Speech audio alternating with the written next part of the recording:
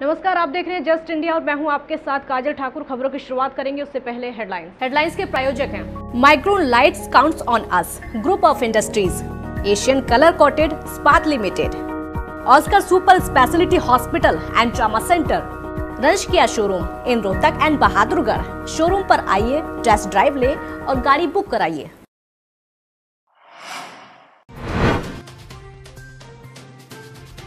भारत में 78,000 के पार पहुंचा कोरोना संक्रमितों का आंकड़ा। 2,500 से ज्यादा लोगों की गई जान। हरियाणा में 800 के करीब पहुंचा आंकड़ा।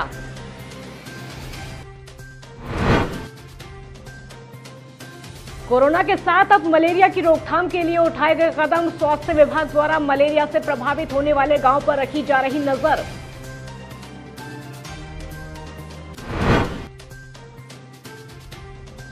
देश से लगातार पलायन के रोंगटे खड़े कर देने वाली तस्वीरें आ रही। कोई बैलगाड़ी को बैल बनकर खींच रहा तो कोई किसी जुगाड़ के सहारे बीवी बच्चों को ले जा रहा। और नहीं रुक रहे साइबर क्राइम के मामले। टोहाना में क्यूआर कोड से धोखाधड़ी करके अकाउंट से निकाले 25,000 रुपए। युवक ने कराया मामला दर्ज।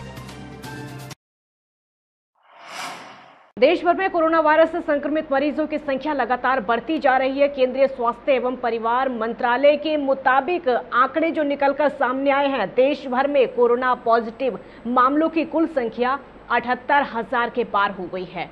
और आपको ये भी बता दें कि तकरीबन 2500 से ज़्यादा लोगों की मौत हो चुकी है। पिछले 24 घंटे में 3,722 कोरोना पॉजिटिव मिले हैं, तो 134 लोगों की मौत भी हो चुकी है। वहीं अब पूरा हरियाणा कोरोना की चपेट में है। एक भी जिला ऐसा नहीं है जहां कोरोना का एक्टिव मरीज नहीं है। अब राज्य में कोरोना संक्रमितों की कुल संख्या 800 के करीब पहुंच गई है, जबकि ठीक होने वालों का आंकड़ा 356 है। हरियाणा में लॉकडाउन फेज 3 का 11वां दिन है। हरियाणा में कोरोना मरीजों की जो संख्या है 796 तक पहुंच गई है, जबकि ठीक होने वालों की इस संख्या में इजाफा हुआ है। लेकिन अगर आज का आंकड़ा आपको बताएं तो 800 को यह आंकड़ा पार कर चुका है। जो संक्रमितों की संख्या है 800 के पार पहुंच चुकी है। अब 418 मरीज ठीक हो चुके हैं। हरियाणा सरकार ने बड़ा फैसला लिया है कि कोरोना को लेकर अब प्रदेश को ग्रीन, ऑरेंज और रेड जोन के हिसाब से नहीं बांटा जाएगा, बल्कि कोरोना के मामले आने पर पूरा जिला ब्लॉक कर दिया जाएगा। बजाय कंटेनमेंट जोन बनाने के सिर्फ उस एरिया को ब्लॉक कर दिया जाएगा पूरी तरीके से। भारत जिन्हें पसंद नहीं था वो हवाई जहाज से वापस आ रहे हैं, और भारत का निर्माण जिन्होंने किया वो पैदल घर जा रहे हैं। जी हाँ, इन दिनों देश भर से प्रवासियों के पलायन के रोंगटे खड़े कर देने वाली तस्वीरें आ रही हैं। एक तरफ विदेशों में फंसे भारतीयों के लिए वंदे मातरम अभियान चलाया जा रहा है, तो दूसरी तरफ देश में ही रहने वाले ये गरीब अपने घर तक पहुंचने के लिए हजारों किलोमीटर का सफ़र तय कर रहे हैं। ऐसा नहीं है कि सरकार ने प्रवासियों के लिए ट्रेन या बसें नहीं चलाई हैं, लेकिन जब अपने घर से दूर कमाने के लिए आए मजदूरों के पास रुपए ख़त्म हो गए तो उन्हें काम से निकाल दिया गया, और खाने के लिए रोटी ना हो तो अपने घर जाने की उत्सुकता आप भली भांति जानते हैं। ये दो तस्वीरें बयां करने के लिए काफ़ी हैं कि लॉकडाउन ने किस तरह कहर बरपाया है। एक तस्वीर में एक शख्स अपने बीवी बच्चों को एक लकड़ी की बनी रेहड़ी पर ले जा रहा है, तो दूसरी तस्वीर में एक युवक बैलगाड़ी को खींच रहा है। गोंदे में एक बार खाना मिला हमको, हाँ, बाकी कहीं पे हमको कुछ नहीं मिला। यहाँ पे खाना मिला तो वो खाना ही योग्य नहीं था। कोरोना वायरस से निपटने के साथ साथ अब सरकार के लिए प्रवासी मजदूरों को उनके घरों तक सही सलामत पहुंचाने की जिम्मेदारी बढ़ गई है। हरियाणा सरकार पिछले कुछ दिनों से बसों और ट्रेन द्वारा श्रमिकों को उनके गृह राज्य भेज रही है। इसी कड़ी में बिहार के 91 प्रवासी मजदूरों को उनके गृह जिलों तक पहुंचाया गया है। और आपको ये बता दें कि ताबू से रोहतक रेलवे स्टेशन भी भेजा गया। गुरुग्राम उपायुक्त पंकज ने कहा कि राज्य परिवहन की 3 बसों से मजदूरों को रोहतक रेलवे स्टेशन भेजा जा रहा है। सभी मजदूर रोहतक से बिहार राज्य के लिए जाने वाले स्पेशल श्रमिक ट्रेन में अपने घरों के लिए जाएंगे। उन्होंने बताया कि रात्रि भोजन और सुबह के नाश्ते के बाद सभी को सोशल डिस्टेंसिंग के साथ बसों में मास्क पहनाकर पानी की बोतल और बिस्कुट के पैकेट देते हुए रोहतक के रास्ते रेलवे स्टेशन से बिहार के लिए रवाना किया जा रहा है। एक और जहां कोरोना को लेकर स्वास्थ्य विभाग पूरी तरह अलर्ट दिखाई दे रहा है, तो वहीं दूसरी तरफ मलेरिया की बीमारी की रोकथाम के लिए भी स्वास्थ्य विभाग ने जमीनी स्तर पर काम करना शुरू कर दिया है। स्वास्थ्य विभाग द्वारा मलेरिया को लेकर सरकारी अस्पतालों में स्पेशल मच्छरदानियों की किटों को भेजा जा रहा है। इन किटों को उन गांव में बांटा जाएगा जिन गांव में गत वर्ष मलेरिया के लक्षण ज़्यादा दिखे। ऐसा इसलिए किया जा रहा है ताकि समय से पहले मलेरिया की रोकथाम की जा सके। इस बारे में जानकारी देते हुए एसएमओ डॉक्टर विजय परमार ने बताया कि इन मच्छरदानियों पर विशेष तरह का लेप लगा हुआ है, जिस कारण मच्छर इनके आसपास भी नहीं बैठ पाएगा।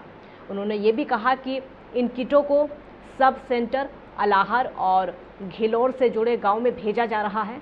घिलौर सब सेंटर के अंतर्गत घिलौर गांव, दौलतपुर और हिरण छप्पर, वही सब सेंटर अलाहर के अंतर्गत गांव अलाहर, करतारपुर आते हैं। इन सभी गांव में ये किट्स बांटी जाएंगी।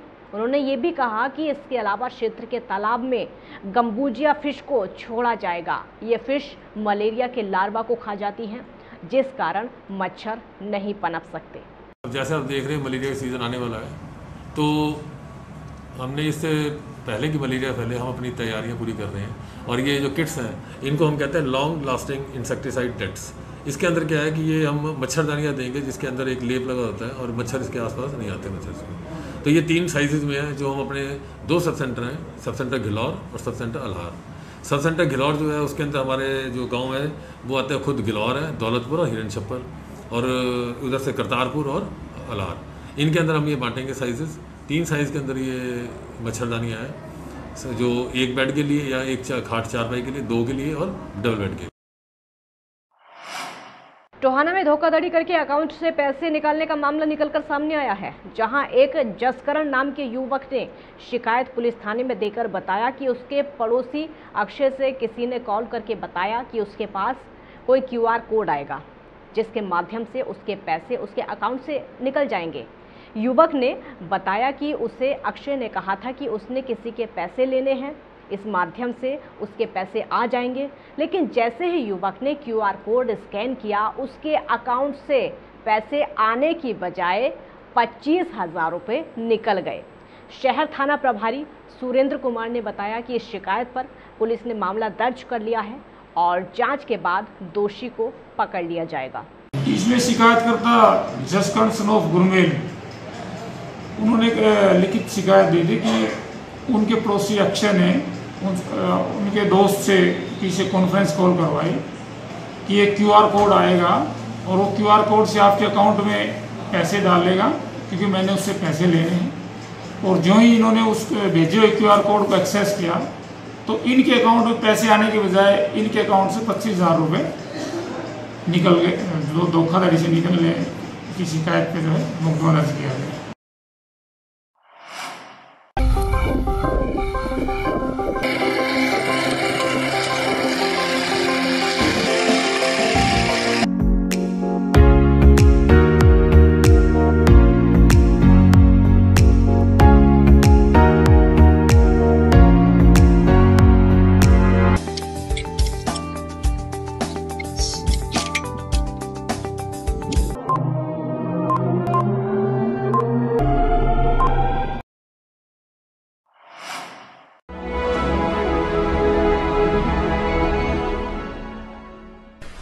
चाचा, आपने नया घर बनवाया है तो घर की छत पर कौन सी शीट लगवाई है?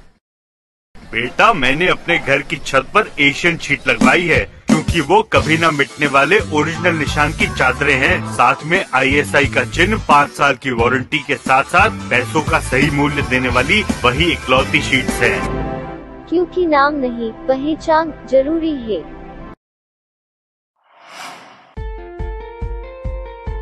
Be Fast Fit, India's fastest growing fitness chain, now at Rohtak D Park and biggest fitness club. Services like cardio, full strength and free weight stations, CrossFit, group classes, aerobics, yoga, Tabata training, high intensity training with professional trainers, steam bath and sauna bath. Be Fast Fit, be the best of yourself. Right to addition reserved.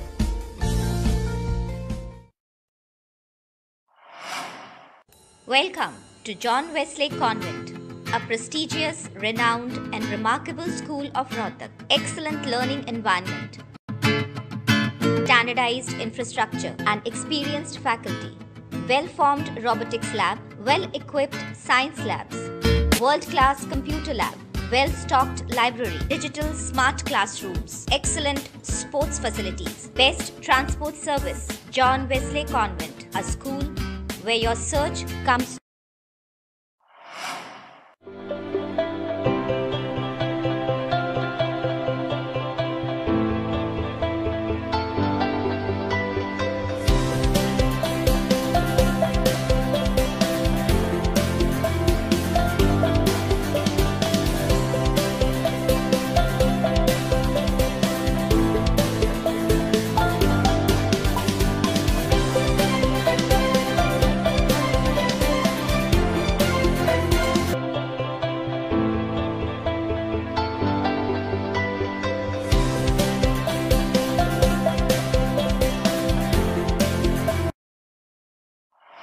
खबरों में फिलहाल इतना ही। देखते रहिए just India. नमस्कार।